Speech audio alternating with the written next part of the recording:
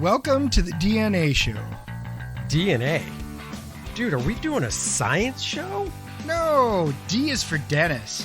Oh, A is for Andy. And N is for and? Oh, man, nerds. Because we're yeah. nerds, dude. Yeah. Well, good. Then we can talk about comics and movies and pop culture and sports. Sports. Sports and nerds. Yeah, we're going to make that work. All right, let's roll. Heidi-ho, welcome back to the Dennis and Andy Show. I'm Andy. And this is Dennis. Welcome back. Well, Dennis, we are in week 2 of our fantasy football, and I'm not happy to say that I lost. The projections on our league had me winning by a couple, but when everything was said and done, my team went down by a few, and I lost. Oh, that's so cute that you even look at projections. I know, because right now I'm projected to win this week, but now I'm just like, I don't know. I never look at projections. Just like this week, I lost again by 1 point. Chad beat me by 1 point. Now, usually I'd mention that we usually tie, and it was close. I said, well, we could wind up with our first tie for him and I again this season. Nope.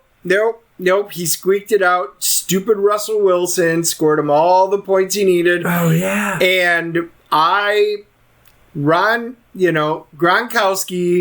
I had to drop him. I dropped him after this week. Wow. He was a dark horse pick, and he scored me 0 points in week 1, 0 points in week 2. If he would have just been average anything, all I needed were 2 points to win. So when you dropped him, do you mean you traded him for somebody else? Well, I dropped him and picked up another tight end off the waiver wire, from Philly. So, yeah, I got to, even if the other dude only gets me 3 or 4 points, that's 3 or 4 points I'm not getting, and that makes the difference in this game. So I'm sitting at 0-2 right now. I know I'm number 7 out of the 10, and you're number 8. So we're not off to a, and of course you're, good start. What the hell, man? Your wife's number 1. She's number 1. What the F is that all about? And she smiles all the time. She had the best draft rating out of everybody.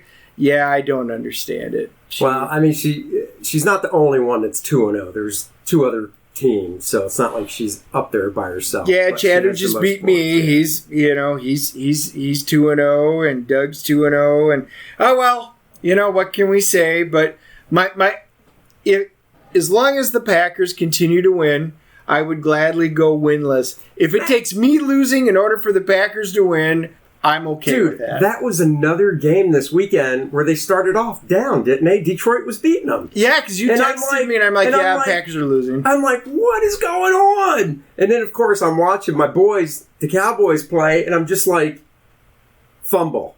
All right, guys, get it together. Fumble. Come on, guys. Fumble. 4 fumbles in the first 8 minutes of the game, and they all resulted in points for Atlanta. Either touchdowns or field goals. And I'm like, you have got to be kidding me. Hold on to the damn ball. And then it gets down to, it gets down to 39-37. And I'm like, you have got to be kidding me. They came back this hard. If they never had those fumbles and everything else played out the same, the game would be in the bag. But no, there's not much time left. I know they're going to do an onside kick. Everybody knows they're going to do it. The last time an onside kick worked was, I believe, 2014, they said. So my daughter's watching it. I'm watching it. I'm already writing the game off because I'm like, this ain't going to work. And lo and behold, the dude kicks it, and the Atlanta guys are just looking at the ball. They're not even really going for it. I'm like, what is going on here? And Dallas recovered it, got it down into the 46. Dude comes out for the field goal, aces it, they win by 1 point. So, woo! Yep. The only positive I can say for me in that game was I've got Dak Prescott, and since he stunk up week 1 for me, he was my shining star. Even though basically almost halfway through the game he had like 1 point. I'm like, wow, I am just going to die all over the place. But he came back and scored 37 points for me, so he was my shining star this week. But, other than that, I don't have a lot of other shining stars to say. I mean, but the Packers won. Cam is another one of my quarterbacks But even if he would have scored on that last drive against Seattle and he tried running it in, I don't think it would have made a difference because my loss was 109 is what I had to 132. So I was blown away. So Cam would have had to do a lot more. Yeah, and I lost 121 to 120. Oh, that's worth it. I know. I'll take the 109 to 132. So we always got next week. That's all I can say. We've got next week. Well, on the review list this week, we are back with Fantastic Four Antithesis. Number 2 came out. Number 2 did come out. And we left it as a cliffhanger because we wanted everybody to check out the first issue of it because we were super excited. That's right. Now, if you hadn't read number 1, that's your problem because to talk about number 2, we got to give up the cliffhanger of 1. Yep. And the cliffhanger of 1, to recap, was basically the Silver Surfer comes hurtling towards Earth like a meteor, and the Fantastic Four think it's a meteor. They finally realize once they slow it down, it's the Surfer, and it ends with the splash page of the Surfer saying, Galactus is dead! And you're like, oh shit, what a cliffhanger! He's really dead! Oh my god! So enter number 2. Number 2. And number 2, the little intro with Galactus, so that's cool, and little recappy stuff. The Surfer's supposed to go out and find another world uninhabited because that's the only way Surfer will let Galactus basically devour a world as if it's uninhabited. So the Surfer's going to do that. And the next thing you know, there's this big tear in space. I mean, literally, it's a tear in space, right? Right. And literally from the first episode, for the first issue, they were talking about how these rifts are opening them up, and that's why Annihilus came through. Yeah. Well, this is why. So something's opening up these rifts, and we find out what it is. The Antithesis. I'm guessing that's his name. It's this big, I'd say as large as Galactus, menacing looking mechanical type dude that has it's kind of a cool design. He's got this hole right in the middle of his chest that it literally goes through from the front to back, just a hole, and it looks like it has these grindy gears in the center of it because the Surfer is relating what happened to the Fantastic Four in their headquarters, the Baxter building, and he basically says that this dude just took Galactus and sucked him through that hole in his chest and out the other end just spit out all his armor and crap, and he looks like he's ground up into bits. That's what it looks like, and that's what the Surfer saw, and he can't compete with that kind of power. It was pretty impressive, and it was really cool art. I really like the way. Yeah, Neil's doing a great job. And basically the guy, and I've never seen Galactus this way, and fact check me on this, Dennis. Has Galactus ever been shown without his armor? I know there was one of the origins where they talked about him before he became Galactus. Right. So back when he was Galen. Yeah. And so I do remember that from the past, but you don't ever see him without his helmet and his armor on if it's on his ship or off of his ship and stuff like that. So, I actually thought that was cool. Yeah, so we get a shot of Galactus where the dude, he doesn't have his armor on, he just has some clothing on that I guess would, he has underneath his armor, and the Antithesis dude throws him into that breach that was torn open, which is a negative zone. Which is, if you remember, the negative zone is home to Annihilus. Exactly, it all ties together. So, don't want to get too spoilery with it. We'll do that once the third issue comes out in a month. So you have a month. But, long story short, they have to basically save unarmored Galactus from the negative zone. You could pretty much assume who they run into, in the negative zone. Other cool stuff happens. Like I said, I don't want to spoil it. I want you guys to read it. I liked it, though, overall. I thought it might be a little faster paced. It seemed to be a little bit slower than the first issue, pacing wise, but I liked what they did. I thought it was, I think because it's a 6-issue series, they've got time to stretch things out. If it was a 4-issue series, I'm sure this issue would have picked up a little more steam. You can't go wrong with Neil Adams' art. It's in your face. He does great layouts. and stuff. Mark Waid, of course, his writing, he really nails the Thing. Characterization, I think, the best out of the Fantastic Four. Yeah, I really enjoyed the fact that they take a jaunt into the negative zone, and you get to see it. They, of course, encounter Annihilus again, which is pretty cool, and there's a whole bunch of interesting, verbiage that goes on between them, and the art was great. The story was fine.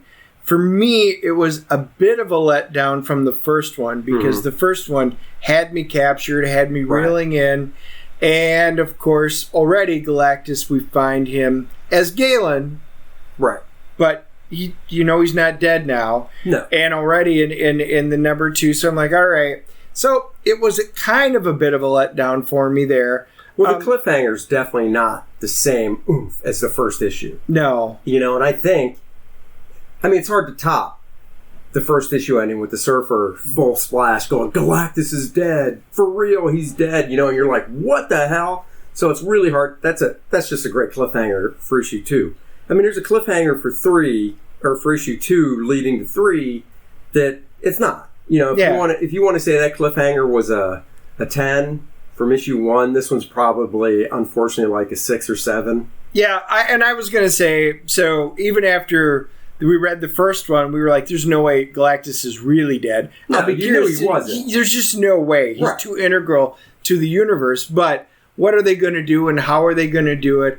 I would have just liked to have seen the reveal a little bit later to just for some kind of suspense. However, maybe there's a reason. This is only up issue 2. We've got 4 more to go. Let's see where they go with it. I enjoyed it. It just didn't wow me like the first one. I would give it a 7.5. Yeah, I can go with that. I'd probably agree right there with you, 7.5 for it.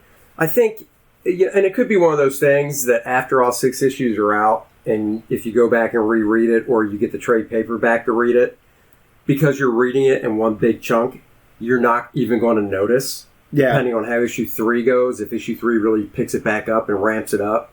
Because every good story is like a roller coaster. It has those ups and downs. But the problem with it coming out, as these single issues is, if you look at the first issue as the up on the coaster where you're like, yes, yes, yes, and then the whole second issue, the second issue does have a wave to it, but in the scheme of things, I think out of all 6, it might be more of the slower part of the ride. Yep. So. Yeah, well, anyway, check it out. Hope we pick up 2. It's still worth picking up. We just want to see where it goes, so we'll go from there.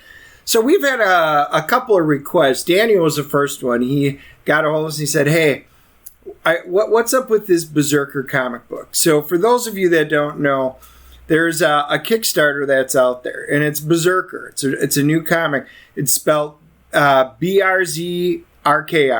It's the first comic book and graphic novel series from the iconic Keanu Reeves. He makes his comic book writing debut alongside New York Times best-selling co-writer Matt Kent and superstar artist Ron Garney.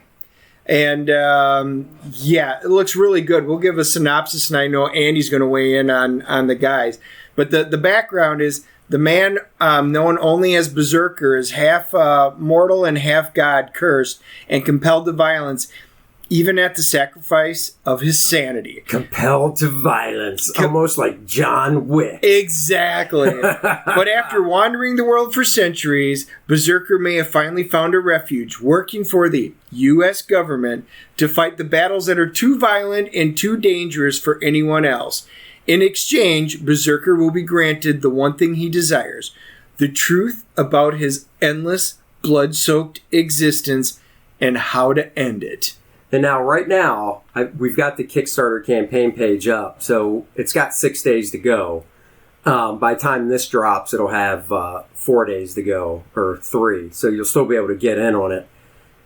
It's gone up, Dennis. I'm looking. It's literally gone up an extra $1,000 since we've been talking. It has. It's at right now. The Kickstarter is at $1,079,172. When we started recording, it was $1,078,000 and change. Yes. So, and their funding goal was $50,000, which to me, I'm like, man, if I can make $50,000 on a Kickstarter, I'd be over the moon. These guys are up at $1 million. Well, Andy, I guess you have to give Keanu Reeves a call. I'll have to give Keanu a call. I backed it. I know Dennis backed it. Yep. It's basically 3 hardcovers. And they tell you up front, these, when these are fulfilled, you're not getting them, at the same time. The first one comes out September 2021. And then I believe it's yearly after that. I'm looking through the page just to see. I want to say that basically in September 2021 is when the first hardcover comes out. And then 2022, I think 2 and 3 will probably come out that same the same it just time. basically says that all 3 books, you buy it all with a single purchase, but that allows them to fulfill them as they're produced and released to the public. So as they do it, they'll ship it to you. And it's big. They're comic book size, 7x10, but they're each 128 pages. So you're looking at 384 pages total. Yeah. I'm friends with Ron Garney. I've always liked Ron's work. We worked together, real briefly on an issue of Captain America in the 90s. I helped out doing some inking over Ron. I've always loved Ron's work on X-Men and Captain America especially. He's actually Mike Zeck is my favorite Captain America artist.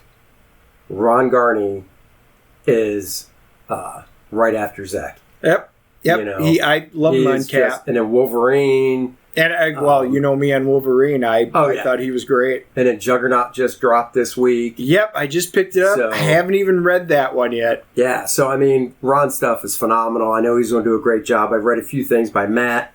So I'm not worried about this thing at all not being cool. Well, if Keanu Reeves is going to team up with somebody, with Matt, a lot of people probably know him from Justice League of America and stuff like that. And with Ron, so what the guys were asking, if we would give it a quick review. Well, we can't review, the book because we don't have it yet. However, everything that, when you look at everything that they've released for the promo stuff, it looks fantastic. It absolutely does. So it doesn't matter if you're a Keanu Reeves fan or if you're a fan of either Matt or Ron, this book, get on there while you can. You'll have a few days left, 6 from now, and do it. It looks like great. We looked through it and we both signed up the same day for the Kickstarter. And actually, I did. I just found scrolling through. The campaign's pretty long. Wave 1, so the first graphic novel, September 2021. The second graphic novel, April 2022. The third graphic novel, September 2022. So there you go. These will probably be out before Black Widow comes out. Since Black Widow just got pushed back. Yeah. Little movie news update. Black Widow's now pushed to May 7th next year, 2021. Eternals, a whole year from this November, which was February, now November 5th, 2021. Something to look forward to on my birthday. So basically everything got pushed. I just read this is the first year in 10 years Marvel won't have a movie come out. Wow. Well, think about it. They've had ever since 2008. Yes. They've had, well, actually, no, that's not even true because that Iron Man came out in 2008, but there wasn't anything in 2009. The next movie was in 2010, I believe. So then it's been a movie ever since then. So this is the first time in 10 years they haven't had a movie come out. And the sad thing is they could. They could have released put that damn thing out. Yeah, we would have saw it. My daughter's like, just do it to Disney Plus. And I'm like, no. They know it's going to make money and they don't want to just do Disney Plus for it. So I understand. It just kind of stinks. Yep. So for the rest of the show, it's all about, we've been watching and we've been waiting. We wanted to talk about a show we've been watching, but we decided to wait till we both finished it. And this week I've just finished it. End of season 2 of Cobra Kai. Cobra Kai, man. So it came out on YouTube. So Cobra Kai, for those who don't know, I don't know how you don't know about Cobra Kai now. It's all over the place, which is funny because it originally dropped 2 years ago on YouTube Red. Yep. Their pay channel. And to get people into it, they let you watch, I think, the first 1 or 2 episodes for free. And they're only like, they're like a half hour long. So I was like, all right. So I watched them.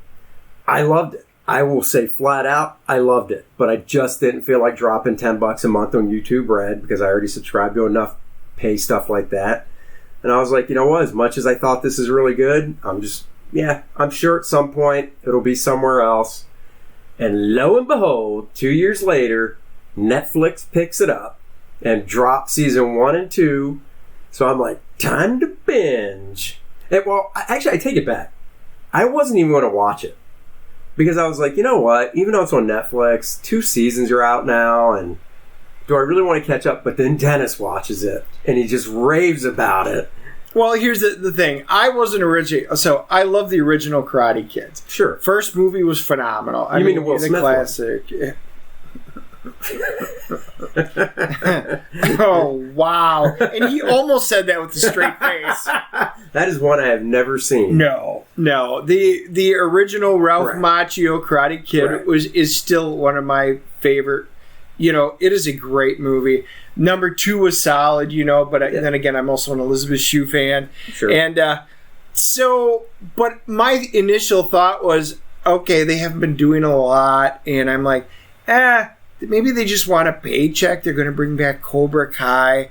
I was like, William Zabka, I loved him in the movies, but again, I was like, how good is this going to be? In the movies, though, you love to hate him. Yes. That was the thing. In the movie, because you rooted for Danny, Ralph Macchio in the movies, of course, because he was the little kid that basically was getting his ass kicked. He goes to train with Mr. Miyagi. You got the Cobra Kai bad guys. It was so formulaic. Yes. It was 1984. Of course it was. But you liked Johnny, William Zabka's character, but you didn't root for him. You rooted against him, but he did such a great job. Like, once again, it came out in 1984 or whatever. I'm 14, 15 years old. I've never seen this guy before. I don't think he did much before this movie. So to me, I'm like, man, this guy's a real dick. Yep. So I hated the guy. Yeah. I wanted him to get his ass kicked. And then, after the Karate Kid movies, you saw Ralph Macchio and stuff, but... Well, okay, Ralph Macchio was in My Cousin Vinny, and that was, I'm like, there kind of went his career. And he's doing other things, but... Yeah, that's the point, though. I think he still did more after Karate Kid than Zabka did, though, didn't he? Because I can't think of Zabka known for anything else. I really can't. Yeah. But in Cobra Kai, it starts off, we're set up, they do a great setup with Johnny, and Johnny's basically he's an alcoholic, lives in a dumpy apartment, floats from one job to another. He's basically a loser. And where's Johnny? He owns a successful automotive franchise, LaRusso Motors, and it's all, Mercedes and high-end stuff. He's not selling Hondas, He's got Porsches and stuff like that on the lot. We kicked the crap out of prices. That's right. We kicked the crap out of prices. They do such great callbacks to the movie that it's really good. But then as you watch it and the characterization, you do, like, for me, I love Johnny. Yep. Because they're almost doing a role reversal, but not 100%. Because a complete role reversal, to me, would mean Danny is the villain and he's just the dick. Whereas there are moments he is. Yes. Well, he's trying to... So Cobra Kai was originally banned after the original movies. Right. And so they couldn't compete in the tournaments. Johnny decides to resurrect it. He's out on his luck. He realizes... and he's got this neighbor kid who he takes a liking to in a way. And he's not exactly a real personable guy. he's an 80s guy through and through. Oh, and my God. this is for So 80s. everybody that's our age. This entire show is a throwback to us. Yeah. The music, the cars, the references, the movies, and then you even get to see flashbacks to like the original movies with Mr. Miyagi and stuff like this.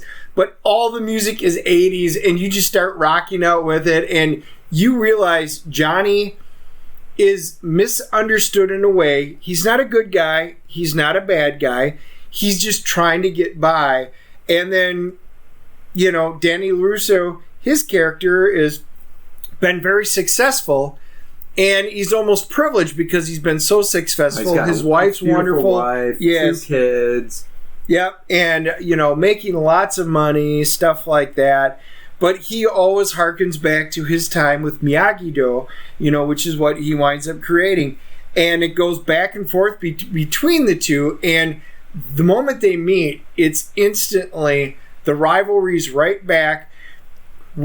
Johnny wants to bring Cobra Kai back to the Valley tournament, and Danny LaRusso's like, nope, you're banned, and actually becomes a complete a-hole trying to get him banned from it. And that's when you're like, oh. Well, Danny just can't get back or get past the old Johnny.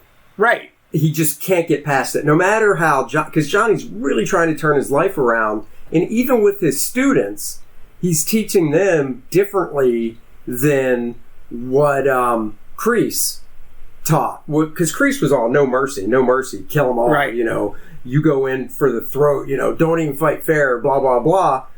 And Johnny doesn't want to do that with this Cobra Kai. He still wants it to be badass. I mean, don't get me wrong, Johnny doesn't point in punches. He calls kids names and all that stuff, which is funny because in the new, not new era, but in the world we live in now, you know, some of the students call him out for like, well, that's bullying. You shouldn't do that. And Johnny's just like, what are you talking about? You know? And I mean, he's still dealing with 80s answering machines and stuff like that, and smartphones. He doesn't know how to work technology. Internet, he's just expecting his computers to be on the internet. I don't know this internet stuff. It is great because he is a complete, it's like he's frozen in time. Right. But he starts moving forward, and they develop this great rivalry again. But this time around, you're very sympathetic to Johnny because you can see he wants to do the right things, and he keeps overcoming these obstacles. And it looks like you start rooting for him, and then Ralph Macchio, and then all of a sudden, Martin Kove returns as John Kreese and puts a wrench into everything because he is still the same butthole from the original movies. And he you know, he's trying to come across like he's changed, but I mean, it's definitely that wolf in sheep's clothing. You know, you can just tell that he hasn't. And you know, he's doing a pretty good con job on Johnny and stuff. And you know, just, you know, we're not going to give away huge spoilers. I don't think it's a big surprise to anybody that the first season, they're 10 episode seasons, the first season wraps up with, of course, the tournament. And it comes down to Cobra Kai and, you know, Ralph's one student, or Ralph Macchio, Danny's one student. Which is funny because his one student is actually Johnny Lawrence's son. Right, in the show, Yep, and then so it's Johnny's, again, torn because it's his son in there at Miyagi-Do versus his own student in Cobra Kai, Miguel. Yep. And it was great, and it was show no mercy, and it was a great ending. And then that's when you saw, you know, Daniel LaRusso was like, okay, I need to start focusing on karate and not my car dealership, much to the chagrin of his wife, who has been awesome through both seasons.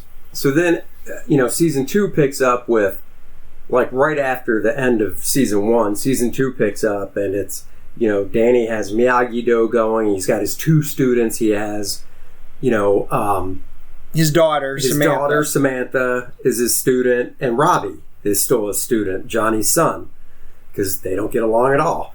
And, you know, there's nice tension built up. Once again, they do a great job of, to me, they're just really keep building Johnny up. Like, Johnny, for me, from the first episode of Cobra Kai, has been on a upward trajectory. Yep. There's been maybe a little flatlining, maybe just a tiny little down. Like he'll do something and it'll take that upward trajectory down just a bit. But if you look at the overall line, I think he started at the bottom and the line just keeps going up with just a couple little down bumps. Whereas Danny LaRusso, Macchio's character, his is definitely, it's not a flat line, but it definitely is an up and down. But if you look at it as a whole, it is almost more of a flat line. Yeah. Because he'll do something, you'll be like, that's cool, man, your trajectory's going up.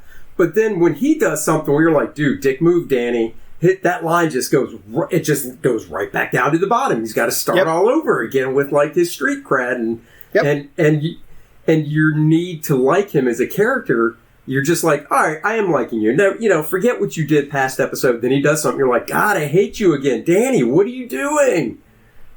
Yep. So the one thing that I can say, what was interesting is all of the students that show up in the dojo wind up being from the high school. Yeah. And they either wind up going to Cobra Kai and then where they're hard asses, and some of the students don't like it. And eventually, after, they go and destroy Miyagi-Do, some of them get upset about it and actually leave and go over to the Miyagi-Do. So now you've got basically half of your high school basically split in half, students A and B.